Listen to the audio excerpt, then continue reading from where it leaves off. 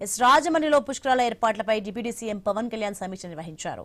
Traffic diversion, free బస్సులపై అధికారులతో చర్చించారు.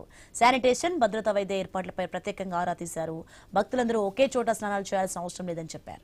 అన్ని ఘాట్లపై ప్రజలకు అవగాహన కలిగేలా ప్రచారం చేయాలని పవన్ కళ్యాణ్ సూచించారు. గత ఘటనలు పునరావృతం కాకుండా చూడాలని ఆదేశించారు. ఘాట్ ప్రాంతాలు, రోడ్ల అభివృద్ధిపై వివరాలు అడిగి తెలుసుకున్నారు.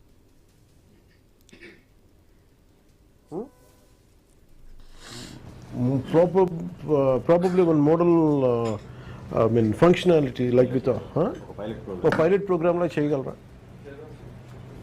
no and at least naga now this way unande before the main operation takes place the more key players come in from the panchayat department side. Can we take an initiative, one pilot project with the coordination of the SP gar and collector gar? Okay, can you identify, could you give me one panchayat ghat right now? Sir, Katheru for us, sir. Because all our VIPs will be handled there and it will help us. No. Let us not talk about VIPs first. నాకు ముందు సగటు భక్తులకి కావాలి ఇది.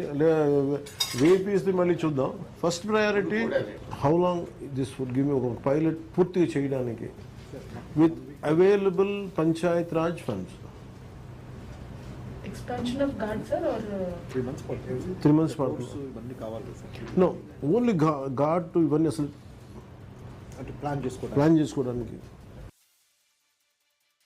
గోదావరి కలుషితంపై నిర్లక్ష్యంగా ఉన్నారంటూ మంత్రి Kandula Durgesh, collector Chekuri Keerthi, pollution control board అధికారులపై deputy CM Pawan Kalyan serious అయ్యారు.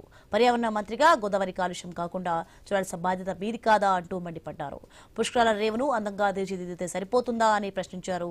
గోదావరి, కృష్ణా పుష్కరాలకు ఎంతో ప్రాధాన్యత ఇస్తామని పవన్ తెలిపారు. రాజమండ్రి పేపర్ మిల్లుతో రోజు యుద్ధాలు చేస్తున్నామని పవన్ కళ్యాణ్ కు కంద్ర దుర్గేష్ వివరణ ఇచ్చారు. సమస్య ఉన్నప్పుడు సీఎం రివ్యూలలో ఎందుకు చెప్పడం లేదని పవన్ ప్రశ్నించారు. ఎందుకు యాక్షన్ తీసుకోవడం లేదని సీరియస్ అయ్యారు. ఇండస్ట్రీ సుట్టాలి కానీ అలాగని ప్రజల ఆరోగ్యానికి ముప్పుగా ఉండకూడదని చెప్పారు. ఎస్టీపీ ప్లాంట్స్ పెట్టి నీటిని శుద్ధి చేసి వదలాలి కదా అని పవన్ ప్రశ్నించారు. ఆంధ్ర పేపర్ మిల్ వ్యర్థాల విషయంలో సీరియస్ గా ఉండాలని అన్నారు. గోదావరి పుష్కరాలకు వచ్చే ప్రజలకు ఇబ్బందులు లేకుండా చూడాల్సిన బాధ్యత అందరిపై ఉందని పవన్ స్పష్టం చేశారు. రాజమండ్రి వెంకటనగరం దగ్గర వ్యర్థ జలాలను ఆయన పరిశీలించారు. గోదావరిలో స్నానాలు చేస్తే పుణ్యమేమో గానీ జబ్బులు గ్యారంటీ అంటూ అధికారులపై అసహనం వ్యక్తం చేశారు. మిషన్ క్లీన్ కృష్ణా గోదావరి చేపట్టాల్సిన అవసరం ఉందని తెలిపారు. ఏమంటారు, మేము పుష్కరాల టైంలో మేము ఆఫ్ చేస్తూ ఉంటాం maintenance. That means there is something. Okay ఇక్కడ